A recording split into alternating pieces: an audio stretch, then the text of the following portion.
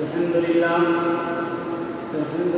نحمده ونستعينه ونستغفره ونؤمن به ونتوكل عليه ونعوذ بالله من شرور أنفسنا ومن سيئات أعمالنا من يهده الله فلا مضل له ومن يضلل فلا هادي له نشهد أن سيدنا وسندنا وحبيبنا ومولانا محمدا عبده ورسوله صلى الله عليه وسلم.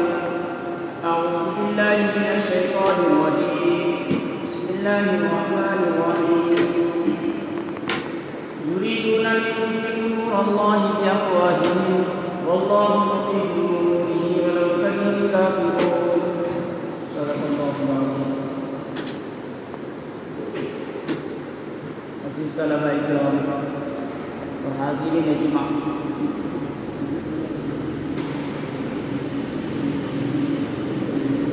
اسلام کو چیلنج کا سلسلہ شروع اور یہ چیلنج اب سے نہیں، اسلام کو حالات پیش آئے، مسائل مشکلات پیش آئے، یہ کوئی نئی بات نہیں، بلکہ جب سے اسلام کا پرچار شروع ہوا، پہلے ہی دن سے دوستوں سے زیادہ دشمنوں سے اسلام کی ملاقات ہوئی، چاہنے والوں سے زیادہ نفرت کرنے والے، ملنے والوں سے زیادہ دھوکہ دینے والے، پیار کرنے والوں سے زیادہ مارنے والے، کاٹنے والے، قتل کرنے والے. آپ مکہ کی تاریخ اٹھا کر دیکھ لیجیے، دور مکہ کو دیکھ لیجیے، ادھر دار ارقم ہے، مٹھی بھر مسلمان ہے، ادھر کفار و منافقین مشرکین ابو جہل ابو لہب کی قیادت میں بڑے بڑے اجتماع ہو رہے ہیں. مکہ والوں نے کہا اسلام کو آگے بڑھنے نہیں دوں گا. اللہ نے کہا اب اسلام یہاں سے بھی اٹھ رہا ہے، مدینہ کی طرف کوچ کر رہا ہے. مکہ والوں نے کہا پھر مصطفیٰ کو ہم جانے نہیں دیں گے. اللہ نے فرمایا میرا مصطفیٰ یہاں سے جائیں گے بھی اور غار حرا میں قیام بھی فرمائیں گے، اور مکہ والوں تم نبی کے قدموں میں جا کے پہنچو گے، لیکن میرے نبی کا کوئی بال بیکا نہیں کر سکتا. اللہ نے دین مصطفیٰ کو مدینہ پہنچایا. مدینہ والوں نے، منافقوں نے منافقانہ چال چلنے کی کوشش کی. منافقین نے کہا اسلام کو بڑھنے نہیں دوں گا، لیکن اسلام بڑھتا رہا. مکہ میں ابو جہل نے کہا، ابو جہل اسلام سے ٹکراتا رہا، مگر اسلام آگے بڑھتا گیا. ابو لہب اسلام سے ٹکراتا رہا، مگر اسلام آگے بڑھتا رہا. مدینہ میں منافقین اسلام سے ٹکراتے رہے، مگر اسلام آگے بڑھتے رہے. جادو کرتی رہی، مگر میرے آقا آگے بڑھتے رہے. حضرت ابوبکر کا دور آتا ہے، منافقین نے کہا ہم زکوٰۃ نہیں دیں گے، ابوبکر نے کہا ہم جنگ لڑیں گے. عمر کا دور آتا ہے، منافقین سر اٹھاتے ہیں، عمر کچل کر رکھ دیتے. اور پھر ایک زمانہ آتا ہے، تاتاریوں کا دور آتا ہے، جنہوں نے اسلام کی عید سے عید بجا دی، مسلمانوں کو تباہ و برباد کر دیا. اور ساری دنیا کے ظالموں نے مل کر کہا اے خدا دیکھ تیرے ماننے والوں کا کیا حشر کر دیا ہم نے، تیرے ماننے والوں کا کیا حشر کر دیا، تیرے نام لیوا مٹ گئے، ختم ہو گئے. خدا نے کہا اچھا کیا کہتے ہو؟ ساری دنیا کے ظالموں نے مل کر کہا،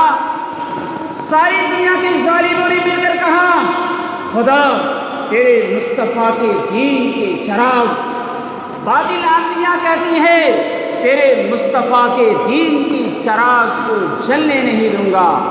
خدا کہتا ہے میرے مصطفیٰ کی شریعت کے چراغ کو بجھنے نہیں دوں گا. ادھر آ ستم ہنر آزمائے، ادھر آ ستم ہنر آزمائے، پیر آزما ہم جگر آزمائے۔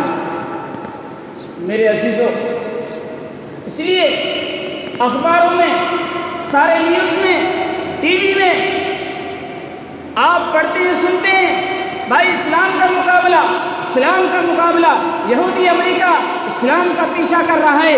افغانستان میں امریکہ پہنچا، ارے کیوں پہنچا؟ اسلام سے مقابلہ۔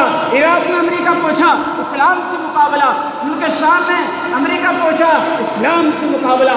ساری دنیا کی باطل طاقتیں اسلام کے پیچھے پڑا ہوا ہے، اسلام کا پیچھا کر رہا ہے۔ یا خدا، تو نے اسلام کو کیا رفتار دی ہے کہ آج اسلام آگے ہے اور باطل دشمن پیچھے۔ ہاں، مشکلات، مسائل ہے مسلمانوں کے سامنے، تو اللہ تبارک و تعالیٰ یہ مسائل دے، یہ مشکلات ہمارے سامنے ہیں تاکہ مسلمان کباب گوشت شراب پی کر سو نہ جائیں، نیند میں نہ رہیں، بلکہ جاگ جائیں، غفلت میں نہ رہیں۔ آپ نے دیکھا ہوگا کہ کسائی اپنی دکان میں جب کوئی کسٹمر نہیں رہتا ہے، کوئی گراہک نہیں رہتا، تو اس صورت میں وہ اپنے چاقو کو ہلاتا ہے اور گوشت کو کاٹنے کی کوشش کرا۔ کوئی پوچھتا کیا کر رہے ہو؟ ارے کر نہیں رہا ہوں، بلکہ وقت آنے پر تیار رہے، اس لیے گراہک آنے سے پہلے تیاری کر لیتا ہوں۔ اس لیے یہ مسائل، یہ مشکلات ہمارے سامنے ہیں، یہ حالات ہمارے سامنے ہیں تاکہ مسلمان جاگے۔ میرے عزیزو، پہلے اللہ تبارک و تعالیٰ اپنے گناہگار بندوں کو ہوش میں لانے کے لیے اپنے نیک بندوں کو بھیجا کرتے ہیں۔ غور سے سنیے گا، پہلے اپنے گناہگار بندوں کو ہوش میں لانے کے لیے اپنے نیک بندوں کو بھیجتے ہیں، لیکن جب نیک بندوں کی بات نہیں سمجھ میں آتی ہے تو پھر اللہ تبارک و تعالیٰ اپنے گنہگار بندوں کو ہوش میں لانے کے لیے جناب مسٹر مودی صاحب کو بھیجتے ہیں۔ اگر ان کی بھی بات سمجھ میں نہیں آتی تو مسٹر امت شاہ کو بھیجتے ہیں، اور جب ان کی بھی بات سمجھ میں نہیں آتی تو پھر لکھنؤ میں پل رہے بڑھ رہے جناب یوگی صاحب کو بھیجتے ہیں۔ مطلب صاحب ہے کہ ان میں سے کوئی کسی میں شر نہیں، اللہ جس کو ہمارے خلاف کر دے وہ خلاف۔ لیکن یہ حالات بغداد میں مسلمانوں کی جب حکومت تھی اور مسلمان بہت اونچے مقام پر پہنچے ہوئے تھے، اللہ نے بغداد میں حکومت دی تھی، سلطنت دی تھی، دولت دی تھی، نعمت دی تھی، جائیداد، زمین، ساری چیزیں تھی۔ ادھر تاتاری قوم خانہ بدوش بیچارے جھوپڑیوں میں ٹینٹ میں بنا کر رہا کرتے تھے، وہ کمزور تھے، ضعیف تھے، لیکن سلمان دولت کی گرمی، جائیداد کی گرمی، باپ نواب ہے، باپ سردار ہے، بیٹا غرور میں پل رہا ہے، بڑھ رہا ہے، نوجوان ہے، اور کیا کہنے مسلمان ہے۔ یہ آوارہ مسلمان تاتاریوں کی بیٹیوں کو اٹھا کر لایا، یہ آوارہ بدکردار مسلمان تاتاریوں کی بہو بیٹی پر ان کی عزتوں کو لوٹا کرتا تھا، ان کی جائیداد کو، ان کی زمین کو قبضہ کیا کرتا تھا، ان کی بکریوں کو اپنے استعمال میں لایا کرتا تھا، ان کے اوپر اتنا ظلم کیا، لیکن انجام کیا ہوا معلوم ہے؟ ان کی وجہ دیکھنا چاہتے ہیں، ان کی وجہ سننا چاہتے ہیں، انجام کیا ہوا؟ حضرت مولانا علی ندوی رحمۃ اللہ علیہ اپنی کتاب تاریخ دعوت و عزیمت میں فرماتے ہیں کہ 3 دن کے اندر 18 لاکھ مسلمانوں کو شہید کر دیا گیا۔ ایک دن میں 6 لاکھ اور 3 دن کے اندر 18 لاکھ مسلمانوں کو شہید کر دیا گیا۔ انجام معلوم ہے کس وجہ سے ہوا یہ؟ کس وجہ سے یہ حکومت گئی، یہ سلطنت گئی؟ جاننا چاہتے ہیں؟ یہی آوارہ گردی انہی مسلمانوں کی وجہ سے جو اپنی مستی میں مدہوش نظر آ رہے ہیں۔ میرے عزیزوں، جب حد سے آگے ظلم بڑھ گیا اور تاتاری قوم پست ہونے لگی، ان تاتاری قوم کی ایک میٹنگ ہوئی۔ زمین میں میٹنگ ہو رہی تھی، آسمان میں اللہ بھی تھا نا۔ زمین میں میٹنگ ہو رہی تھی، آسمان میں اللہ بھی تو تھا، اللہ بھی تو دیکھ رہا تھا نا۔ تو ان تاتاریوں نے کہا کہ اب ان ظالم لوگوں کے سامنے زندہ رہنے سے بہتر یہ ہے کہ ہم سب مر جائیں۔ چلو پہلے بیویوں کو، بچیوں کو، عورتوں کو، معصوم لڑکیوں کو، اپنی بہو بیٹی کو زہر پلا دیتے ہیں اور اس کے بعد پھر خود مر جائیں گے، کیونکہ یہ روزانہ کی ذلت کی رسوائی سے بہتر یہ کہ ہم مر جائیں۔ لیکن اسی میٹنگ میں ایک سردار، ایک بوڑھا تھا۔ اس بوڑھا نے کہا، اس سردار نے کہا، ایک موقع مجھے بھی دے دو، ایک موقع مجھے بھی دے دو۔ اگر بات بن گئی، کام حل ہو گیا تو ٹھیک ہے، ورنہ چلو ہم سب مل کر مر جائیں گے اور سب سے پہلے مرنے والا میں ہوں۔ اس نے کہا اچھا کیا؟ اس بوڑھے نے کہا سنا ہے، اس بوڑھے نے کہا کہ سنا ہے مسلمان ایک خدا کو پکارتا ہے۔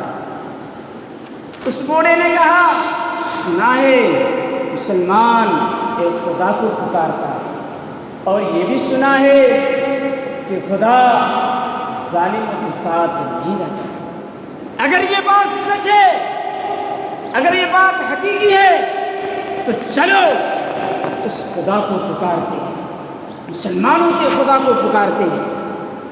چنانچہ یہ تاتاری لوگ اپنی بچیوں کو، اپنی لڑکیوں کو، اپنی معصوم بچیوں کو، عورتوں کو، بہنوں کو، بیویوں کو، سب کو لے کر ایک پہاڑ کی چوٹی پر چڑھے، اور وہاں اس بوڑھے نے کہا آسمان کی طرف ہاتھ اٹھاؤ اور اللہ کے سامنے فریاد کرو اور رونا شروع کرو۔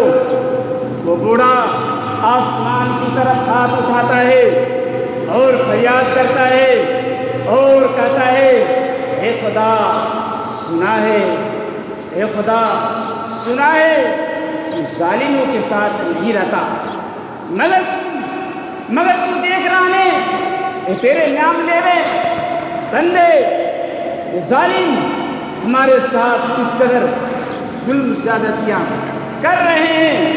اگر یہ بات سچ ہے تو ہمارا ساتھ دے اور ظالم کے پنجوں کو توڑ۔